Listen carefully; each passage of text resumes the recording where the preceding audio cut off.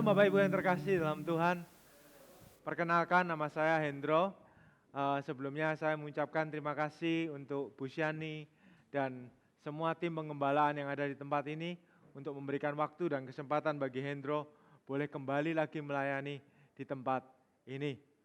Nah, tema tahunan yang dimiliki oleh Gereja GBI Anugerah Sulung ini bicara mengenai komunikasi dan relasi. Kalau kita bicara mengenai komunikasi, ini seringkali dipakai di dalam materi-materi seminar, motivator, di mana di dalam parenting kita sebagai orang tua, di dalam pernikahan kita perlu membangun yang namanya komunikasi. Bahkan di berbagai kampus hari ini, ilmu komunikasi itu semakin berkembang. Nah, secara dasar komunikasi kita yang kita tahu ada dua, yaitu komunikasi verbal, di mana apa yang kita katakan, apa yang keluar dari mulut kita, atau apa yang kita tulis. Hari ini banyak anak-anak muda yang berkomunikasi melalui media sosial mereka. Bahkan sedang galau pun ditulis di dalam statusnya mereka. Seolah-olah mereka berkomunikasi untuk teman-teman yang melihat statusnya mereka, oh kamu lagi galau toh. Oh kamu lagi marah toh, semua dituliskan di sosial medianya, di status WhatsApp-nya dan lain sebagainya. Bahkan komunikasi ini bukan hanya apa yang kita kata, apa yang kita tulis, tapi apa yang kita dengar juga salah satu sebuah komunikasi. Nah tapi ada komunikasi yang lain di mana komunikasi ini non-verbal, di mana komunikasi ini melihat bahasa tubuh kita, ekspresi wajah, apakah saya tersenyum, apakah saya marah di tempat ini, terlihat dari ekspresi wajahnya. Bahkan juga perilaku kita, tindakan kita. Nah tindakan dan perilaku inilah yang sering kali suaranya lebih keras daripada kata-kata yang kita ucapkan.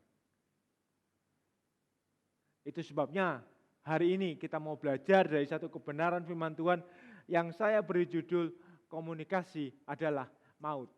Bukan ipar, bukan menantu, tetapi komunikasi adalah maut. Saya akan bacakan untuk Bapak Ibu di tempat ini dari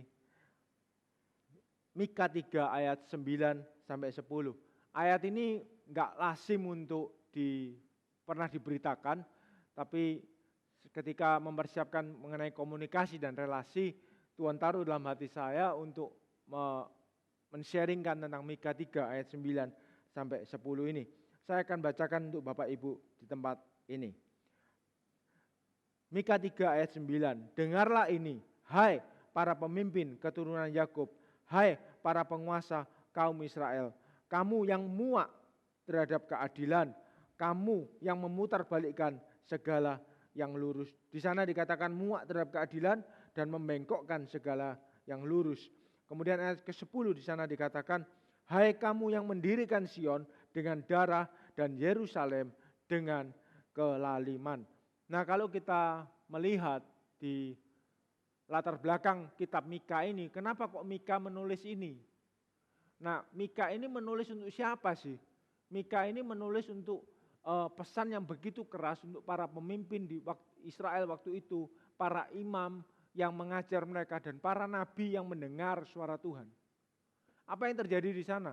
Kalau kita baca dari pasal 1 ayat pasal 3, di sana dilihat bahwa mereka ini sangat membenci keadilan, tetapi mereka mencintai kejahatan. Sehingga di sana dikatakan di ayat yang kedua, mereka merobek kulit dari tubuh bangsaku dan daging dari tulangku. Betapa kejamnya mereka ini sampai makan teman sendiri, membunuh teman sendiri, mencabik kulit dan meremukkan tulang. Bahkan seorang pemimpin yang seharusnya memberikan teladan, memberikan panutan, memberitakan kebenaran, malah mereka memanipulasi kebenaran itu sendiri. Seorang pemimpin loh, apa yang mereka katakan, apa yang mereka lakukan, enggak sama. Bukankah hari ini Bapak Ibu, beberapa minggu yang lalu kita mendengar bahwa ada seorang pemimpin yang perbuatan dan perkataannya ini enggak sama gitu, enggak layak dia jadi pemimpin sebenarnya. Mungkin Bapak Ibu pernah dengar ada seorang pendeta yang punya latar belakang teologi yang begitu hebat, tetapi dia melakukan KDRT terhadap istrinya, pasangannya sendiri, bahkan anaknya sendiri. Berlaku kejam terhadap istrinya, tetapi berlaku sayang terhadap dayang-dayangnya dia. Bahkan nggak cuma berhenti sampai sana Bapak Ibu, di luar kota, di daerah Jawa Timur sini juga ada seorang pendeta yang dia seorang gembala di sebuah gereja, dia melecehkan seksual terhadap anak rohaninya sendiri yang berusia 17 tahun dan 7 tahun. Apakah dia layak menjadi seorang pendeta yang memberitakan kebenaran, tetapi dia tidak melakukan kebenaran itu? Seringkali kita berpikir, orang ini tidak pantas sebenarnya. Itu sebabnya hari ini kita belajar bagaimana sebagai seorang pemimpin, tidak cuma mereka aja sebagai seorang pemimpin, tapi kita sebagai orang percaya, semua di tempat ini, Bapak, Ibu, dan saya, sekalipun bukan hamba Tuhan, kita adalah seorang pemimpin yang Tuhan letakkan dimanapun kita berada, sebagai orang tua misalnya, atau dalam pekerjaan kita. Bahkan kita seorang pemimpin untuk diri kita sendiri. Kita ini pemimpin. Tindakan kita, perkataan kita, itu semuanya dilihat oleh orang-orang di sekitar kita.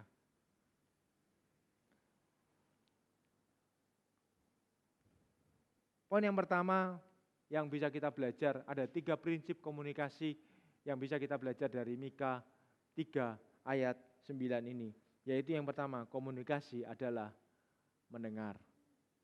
Saya akan bacakan ulang untuk Bapak Ibu.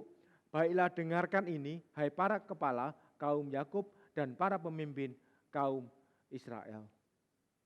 Komunikasi bukan sekedar kata-kata seperti yang saya tadi ucapkan, tetapi seorang penulis buku yang bernama Charlena A. Jackson, dia menuliskan dalam bukunya I'm speaking up but you are not listening, mengatakan bahwa komunikasi itu adalah kunci, tetapi mendengarkan adalah awal. Pemahaman adalah dasar, dan tindakan kita, perilaku kita itu adalah strukturnya dari dasar awal yang kita punya itu. Nah, lucunya ketika tadi kita lihat para pemimpin ini 1-3, 1-6, 4-6 ini para pemimpinnya enggak benar. Mereka para imam, para nabi, berarti mereka orang-orang yang mengenal Tuhan. Mika memperkenalkan kembali dirinya di ayat 8, dia mengatakan begini, tetapi mengenai diriku, yaitu Mika, dia berkata, Tuhan telah mengisi aku dengan rohnya dan kuasanya. Aku diberinya pengertian tentang keadilan dan juga keberanian untuk menyatakan kepada orang Israel dosa-dosa yang telah dilakukannya.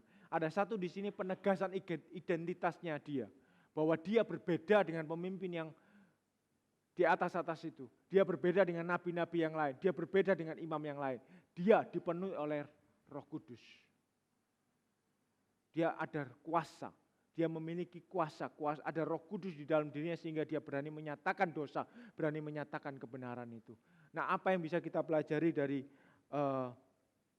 Mika 3 ayat 9 ini. Nah, kalau kita lihat di ayat 9 itu dimulai dengan baiklah dengarkan ini. Satu ketegasan yang sangat keras. Karena Mika ini sudah mangkel gitu loh, mangkel sama bangsa pemimpin dan para nabi ini.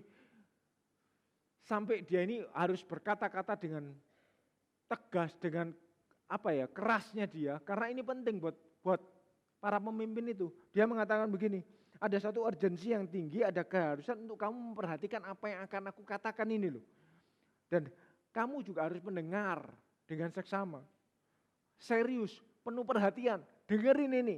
Apa yang menjadi kesalahanmu, perhatikan teguran ini.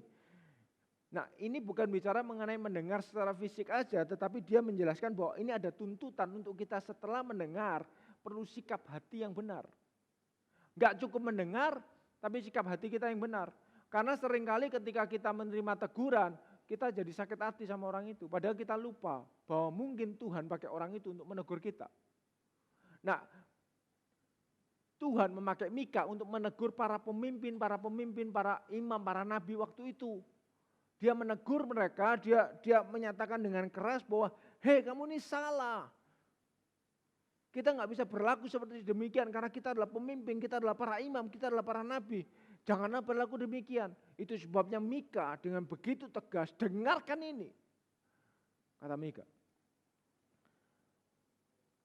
Nah, yang menarik adalah di sana dikatakan, hai para pemimpin. Otomatis Mika mengajak untuk dimulai dari seorang pemimpin terlebih dahulu.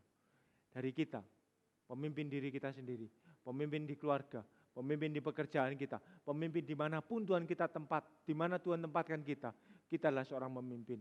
Bagaimana kita bisa di dalam perkataan kita, di dalam perkataan kita dan tindakan kita itu sama.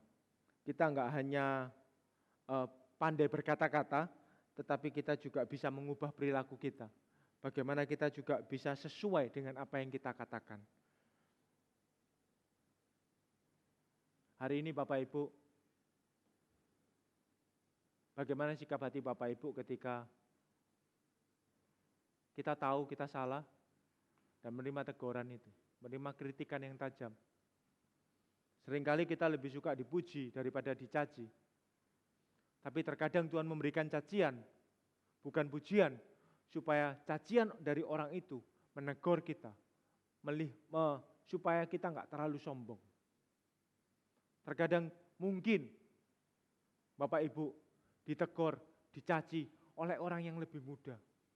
Mungkin hari ini Bapak Ibu sedang bekerja di suatu perusahaan yang mungkin hari-hari ini perusahaannya dipimpin orang yang lebih muda dari Bapak Ibu. Ketika pekerjaan tidak benar, orang ini marahnya, marah ini sama orang tua kok begitu jahat ya, perkataannya itu begitu jahat ya. Tapi mungkin cacian yang diberikan mungkinlah sebuah teguran bagi Tuhan untuk kita, bagaimana kita bisa bekerja dengan lebih baik. Kalau kita mau mendengar, itu bukan sebagai sesuatu yang negatif, kita mau mendengar itu sebagai sesuatu yang positif. Kita akan belajar untuk bagaimana kita mengubah perilaku kita. Oke, mungkin kerjaanku kurang benar, aku akan bekerja dengan lebih baik. Atau mungkin di rumah kita misalnya, di rumah kita mungkin ada asisten rumah tangga kita. Mungkin asisten rumah tangga kita rasan-rasan sama asisten yang lain. Bosku itu nek ngelokno aku itu, kuasar. Bahkan mohon maaf ya Bapak Ibu ya, ketika saya juga pernah mendengar gitu ya dari teman-teman yang testimoni, sharing sama saya, konseling sama saya. Ada beberapa orang ini, bukan satu orang aja, dia ini magang di sebuah gereja, dia kuliah, dia harus magang di sebuah gereja, diperlakukan gembalanya itu seolah-olah dia ini kayak asisten rumah tangga yang paling rendah. Bahkan sampai ya, kalau dia bangunnya lebih siang daripada gembalanya, disiram air. Apa enggak sakit hati sama gembalanya coba? Bayangkan. Ini orang sekolah teologi ya, magang di sebuah gereja, bangunnya lebih siang dari gembalanya nyiram air loh. Kebangetan loh ini. Apa enggak sakit hati tuh? Benar enggak Pak ya? Sakit hati loh. Bahkan mohon maaf ya, kadang-kadang hari Sabtu suruh puasa dengan alasan ya puasa aja. Enggak ada makanan di sini, puasa. Seperti itu. Terkadang kita sebagai seorang pemimpin, kita perlu mendengar kembali seperti apa yang firman Tuhan katakan, bagaimana kita membagikan kasih kita. Adakah hari ini mungkin ada kata-kata orang lain yang sedang Bapak Ibu diingatkan kembali oleh Tuhan, kira-kira aku pernah mendapat cacian apa ya? Kira-kira aku pernah mendapatkan kritikan apa ya? Feedback apa ya yang perlu saya rubah hari ini? Mari sama-sama, apa yang sudah pernah kita dengar, kita mau berprogres bersama dengan Tuhan untuk menjadi seorang pemimpin yang lebih baik. Amin. Poin yang kedua yang mau sampaikan, prinsip komunikasi dari Mika 3 ayat 9, yaitu komunikasi adalah apa adanya. Kalau tadi yang pertama, komunikasi adalah mendengar. Yang kedua, komunikasi adalah apa adanya. Di sana dikatakan, hai kamu yang muak, yang jijik terhadap keadilan, dan yang membengkokkan segala yang lurus. Nah, pemimpin Yehuda dan Israel ini bukan hanya mereka gagal mendengar, ditegur, gagal mendengar, tapi mereka juga mengindahkan, mengabaikan teguran itu, nggak bertobat, malah memutarbalikkan kebenaran itu. Bahkan mereka di sini dikatakan kata jijik dan kata memutarbalikkan ini itu ada unsur kesengajaan. Mereka memang niatnya membengkokkan apa yang lurus. Mereka dengan sengaja nggak tertarik dengan yang namanya kebaikan, nggak tertarik dengan yang namanya kebenaran, mereka nggak tertarik dengan apa yang namanya keadilan, itu nggak tertarik. Mereka sangat membenci dan memang mereka menentang apa yang benar.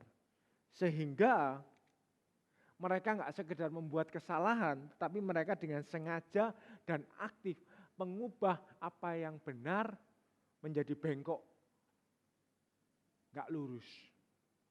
Dan bahkan ini bukan cuma kesalahan sekali atau dua kali, tetapi ini menjadi praktek hidup mereka sehari-hari. Prakteknya apa? Memutarbalikkan kebenaran itu sendiri. Mereka yang seorang pemimpin yang seharusnya mengajarkan hukum Taurat itu, para imam ini. Tapi mereka malah justru menyimpangkan hukum-hukum itu. Hari ini Bapak Ibu, di media sosial ada begitu banyak yang mereka bilang bahwa mereka ini adalah hamba Tuhan, mereka ini orang Kristen dan lain sebagainya. Mereka alih-alih mereka memberitakan kebenaran, tapi mereka sedang memutarbalikkan kebenaran itu. Itu sebabnya hati-hati dengan apa yang kita dengar. Karena belum tentu apa yang kita dengar, itu mereka memperkatakan kebenaran atau apa adanya. Karena pada ujung-ujungnya, mereka bukan menyampaikan kebenaran, tapi mereka hanyalah mencari ketenaran mereka. Supaya like-nya banyak, supaya subscribe-nya banyak, dan mereka beroleh apa? Beroleh uang di situ. Mereka hanya mencari ketenaran untuk memutarbalikkan apa dan lain sebagainya, supaya mereka lebih dikenal, supaya apa. Mereka nggak peduli dengan kebenaran yang ada. Tapi kita sebagai orang pemimpin, pedulikah kita hari ini terhadap kebenaran itu? Atau kita lebih peduli terhadap diri kita? Kita nggak mengucapkan kebenaran, yang penting aku tenar aja, nggak perlu benar. Seperti itukah? Mungkin hari ini yang perlu kita pikirkan, apakah komunikasi yang keluar, perkataan yang keluar dari dalam perkataan kita, kata-kata kita, seringkali cenderung bukan apa yang benar, tetapi kita seringkali memutarbalikkan kebenaran itu. Adakah hari ini mungkin kita sedang ditegur sama Tuhan? Apakah kita menutupi kebenaran kita? Atau mungkin ada nggak sepenuhnya jujur dengan pasangan kita, anak kita, atau bahkan pemimpin kita, gembala kita mungkin. Hari ini Bapak Ibu, beberapa bulan yang lalu, di dalam salah satu perusahaan saya, ada satu masalah, di mana ada pemimpin di perusahaan saya, itu menyalahgunakan apa yang seharusnya tidak menjadi haknya. Nah, di dalam prosesnya itu, dia bukan menyatakan kebenaran, dia justru merasa paling benar. Dia yang benar, hak-haknya dia. Tetapi dari hasil yang kita lihat, sebenarnya dia mengambil hak orang lain. Tetapi dia nggak merasa itu. Karena nggak sedikit banyak orang yang memang kita nggak sadar kalau kita ini salah. Kita nggak sadar kalau kita ini sedang menyimpang. Itu sebabnya kita butuh komunitas, teman-teman di sekitar kita yang melihat kita. Apakah yang kita ucapkan ini sesuatu yang benar? Apakah tindakan yang kita lakukan ini tindakan yang benar? Kita butuh orang-orang di sekeliling kita untuk menegur kita. Dan bahkan di dalam hati kita sendiri pun, bukankah Roh Kudus juga menegur kita sebenarnya? Tetapi kita tidak mau mendengar. Sehingga kebenaran yang disampaikan oleh Roh Kudus seolah-olah itu enggak benar. Yang benar adalah apa yang aku percayai. Seperti itukah? Kalau hari ini mungkin ada Bapak Ibu yang di dalam pekerjaannya mungkin melihat teman-teman Bapak Ibu melakukan apa yang enggak benar. Mari kita sama-sama, kita enggak ikut-ikutan menyimpang melakukan apa yang tidak benar itu. Tapi bagaimana kita melakukan cara bekerja kita dengan benar. Cara hidup kita dengan benar. Karena ingat ya, cara hidup kita ini mempresentasikan siapa? Yesus yang ada di dalam diri kita. Pertanyaannya adalah, kalau kita berdoa setiap minggu, setiap hari, kita bilang Roh Kudus tinggal di dalam diri kita. Tetapi dalam tindakan kita, perilaku kita, kita terus-menerus melakukan kesalahan. Pertanyaannya adalah yang perlu kita pikirkan, apakah Roh Kudus yang tinggal atau roh halus yang tinggal di dalam diri kita? Beda tipis, sama-sama rohnya. Tapi roh halus tidak akan membawa kita kepada kebenaran. Roh Kuduslah yang akan membawa kita kepada cara kita bertindak. Cara kita bertindak bukan berarti kita ngomong tentang kesempurnaan kita bertindak, enggak. Sering kali mungkin pada waktu kita jatuh, Roh Kudus juga akan mengingatkan kita untuk bangkit kembali dan bertobat. Dan jangan mengulangi kembali. Izinkan Roh Kudus untuk berbicara kepada kita apa yang benar.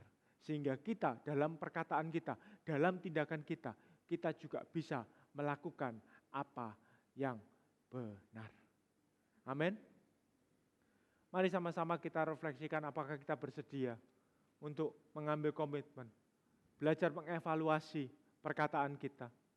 Evaluasi perbuatan kita. Evaluasi tindakan kita. Bukan memanipulasi tindakan kita. Memanipulasi perkataan kita. Karena komunikasi yang kita sampaikan itu mempresentasikan kebenaran yang kita percayai. Yaitu karena pribadi Roh Kudus, pribadi Yesus tinggal di dalam diri Bapak Ibu dan saya. Poin yang ketiga, yang terakhir yang mau saya sampaikan. Komunikasi adalah untuk membangun. Kalau tadi yang pertama, komunikasi adalah mendengar. Yang prinsip yang kedua, komunikasi adalah apa adanya. Yang ketiga, komunikasi adalah untuk membangun. Di sana dikatakan, hai kamu yang membangun, yang mendirikan Sion dengan darah dan Yerusalem dengan kelaliman. Kalau kita bicara mendirikan, membangun, seharusnya sebuah tindakan yang positif, betul ya? Membangun gereja, melihat lebih baik, merenovasi gereja, membangun rumah, sesuatu membangun yang lebih baik. Pasti kita akan berharap tidak membangun yang lebih jelek, bukan ya? Tapi kita membangun yang lebih baik. Nah, tapi di sini lucunya dikatakan gini, hai kamu yang mendirikan Sion dengan darah dan Yerusalem dengan kelaliman. Pada saat mereka membangun dengan fondasi yang salah. Mereka membangun sesuatu yang positif, tetapi fondasinya salah. Di sana dikatakan membangun Sion dengan apa? Dengan darah. Membangun Yerusalem dengan apa? Dengan kelaliman. Baik Sion berbicara mengenai pusat ibadah. Di dalam pusat ibadah mereka, membangun ibadah mereka, mereka melakukan begitu banyak kekerasan, pembunuhan, dan pencemaran di tempat-tempat ibadah, pusat ibadah. Seperti yang tadi kita lihat hari ini. Ada begitu banyak goncangan-goncangan yang hamba Tuhan mulai diserang oleh berusaha dijatuhkan oleh iblis. Sehingga dalam perilakunya, alih-alih mereka membangun gereja, tapi mereka membangun gereja dengan melakukan pencemaran-pencemaran di dalam gereja itu sendiri. Mereka membangun dengan kekerasan, dengan pembunuhan. Mungkin pembunuhan bukan secara fisik, tetapi mereka melakukan pembunuhan dengan misalnya gini, membangun gereja, tetapi tidak memperhatikan keluarganya. Buat apa kita membangun sebuah tempat ibadah kalau kita tidak memperhatikan apa yang Tuhan percayakan keluarga kita di dalam kehidupan kita. Kita membunuh relasi kita dengan keluarga kita. Bukan secara fisik, tapi pembunuhan karakter, pembunuhan emosionali, pembunuhan hubungan, itu semua juga bisa terjadi. Karena apa? Terlalu ambisi membangun sebuah gereja sampai mengabaikan membangun keluarganya. Buat apa? Kita punya gereja begitu besar, tapi keluarga kita pun kita bangun dengan berantakan. Lebih baik dicaci di luar tapi dipuji di dalam rumah, daripada dipuji di luar tapi dicaci di dalam rumah. Jemaat bisa memuji Tuhan, wah hebat ya, gereja besar dan lain sebagainya, gereja semakin bagus. Tapi di rumahmu sendiri, anak-anakmu tidak mengenal siapa bapaknya, siapa ibunya. Buat apa? Yang kedua, mereka membangun Yerusalem. Yerusalem bicara mengenai pusat pemerintahan. Saat hari ini Bapak Ibu diberikan kekuasaan untuk memimpin sebuah perusahaan, atau mungkin Bapak Ibu diserai oleh pemimpin di pekerjaan Bapak Ibu sebagai manajer, sebagai supervisor, sebagai apapun. Apakah ketika Bapak Ibu diberi kekuasaan, Bapak Ibu menyalahgunakan kekuasaan itu? Ketika diberi kesempatan untuk merintis sebuah gereja, apakah Bapak Ibu menyalahgunakan kekuasaan itu? Para imam dan para nabi, kalau Bapak Ibu baca di ayat 6, ayat 7, mereka hanya mau membicarakan perdamaian, perintah Tuhan kalau mereka terima duit. Alih-alih mereka untuk kepentingan orang lain, kepentingan jemaat pada waktu itu, kepentingan bangsa pada waktu itu, tetapi mereka sedang mencari keuntungannya sendiri, kepentingannya sendiri. Hari ini Bapak Ibu, saya nggak tahu apa yang Tuhan percayakan di dalam diri Bapak Ibu. Tetapi kalau Bapak, aku enggak punya perusahaan, aku belum punya pekerjaan. Tapi kita memimpin diri kita sendiri saat kita mengambil keputusan. Apakah keputusan yang kita ambil itu merendahkan orang lain juga?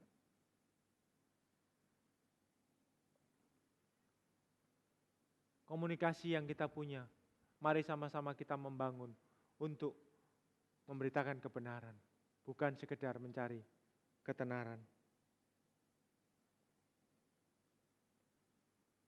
Saya undang pemain musik untuk maju ke depan.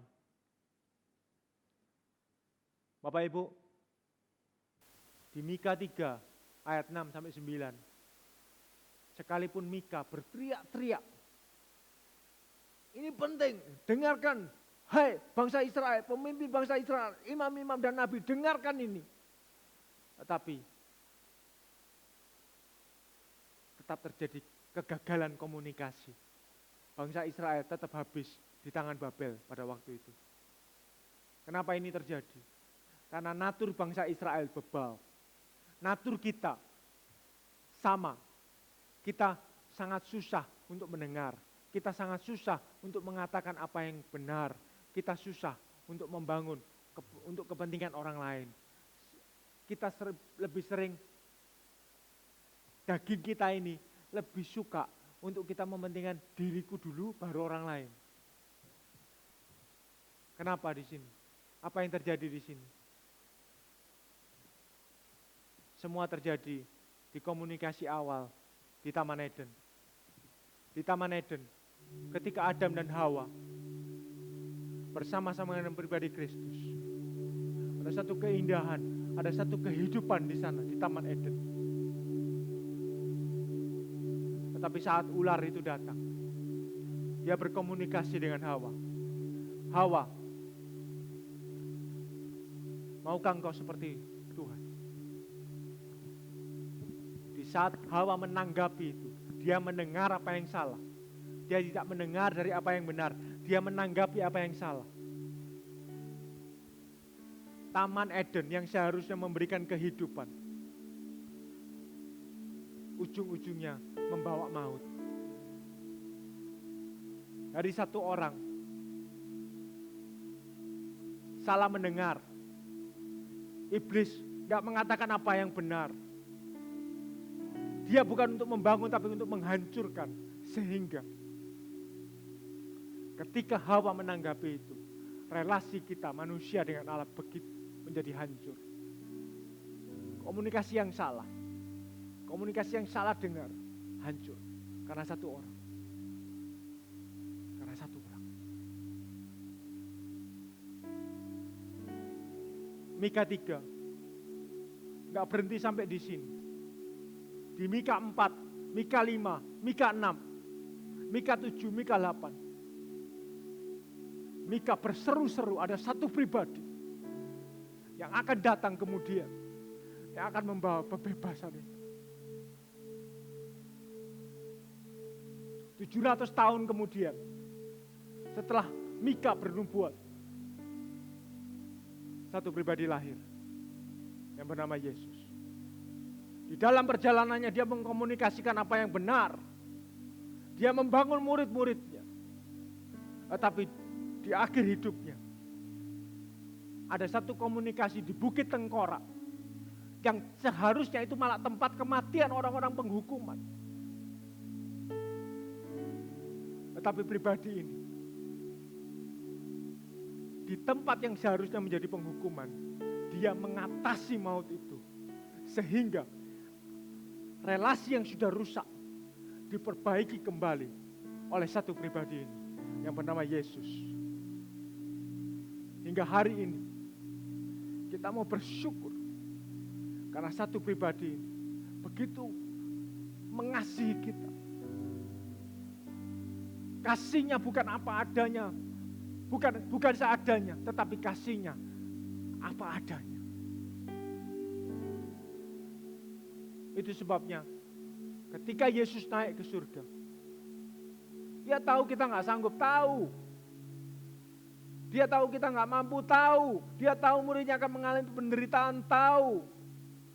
Itu sebabnya Yohanes 14 ayat 6, Yohanes 14, 15, 16.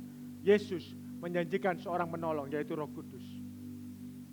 Yang akan bersama-sama dengan kita, menyertai kita, menuntun kita, membimbing kita, menolong kita, mengingatkan kita, menginsyafkan kita. Saat setiap kata yang kita ucap, setiap relasi yang mau kita bangun, kita dimampukan oleh pribadi Roh Kudus ini.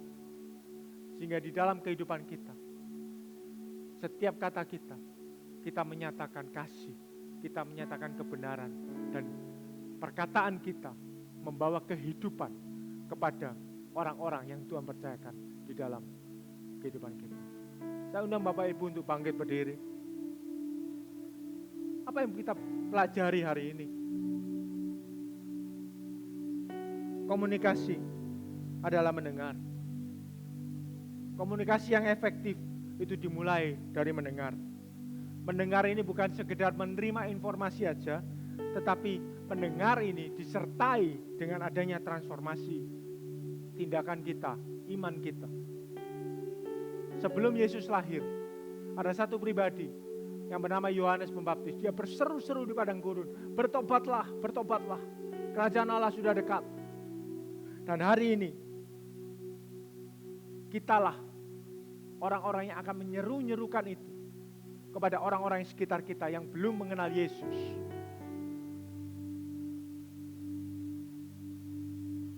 Sekalipun Yohanes Pembaptis yang berseru-seru, masih ada orang-orang yang mengindahkan peringatan itu.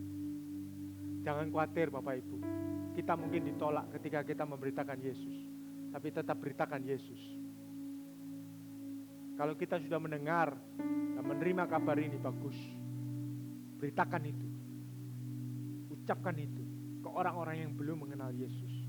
Tapi kalau hari ini mungkin Bapak Ibu baru pertama kali datang ke tempat ini dan belum pernah mengenal Yesus sebagai Tuhan, gak ada ruginya. Justru malah membawa kita kepada kehidupan karena mengenal pribadi Yesus. Yang kedua adalah komunikasi adalah apa adanya. Komunikasi yang benar adalah menyatakan apa adanya tanpa memutarbalikkan kebenaran. Mari sama-sama kita belajar mengevaluasi setiap perkataan kita, setiap tindakan kita.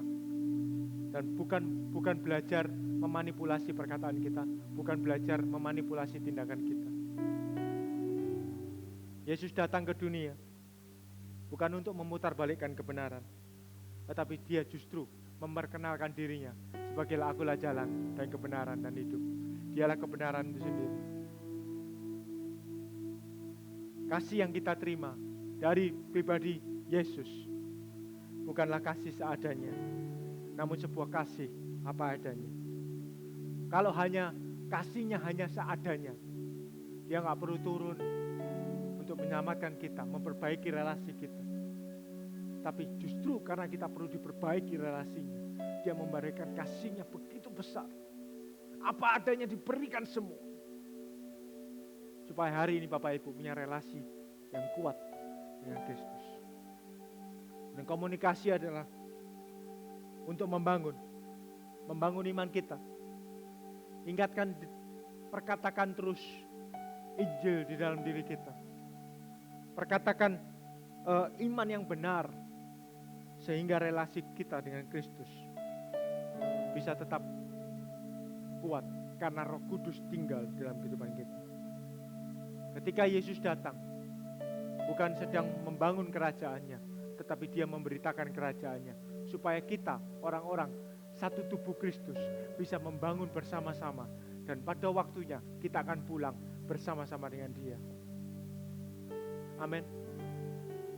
Mari sama-sama kita nyanyikan lagu yang terakhir tadi, Datang Roh Kudus. Saya percaya bahwa kita gak mampu kok sendirian.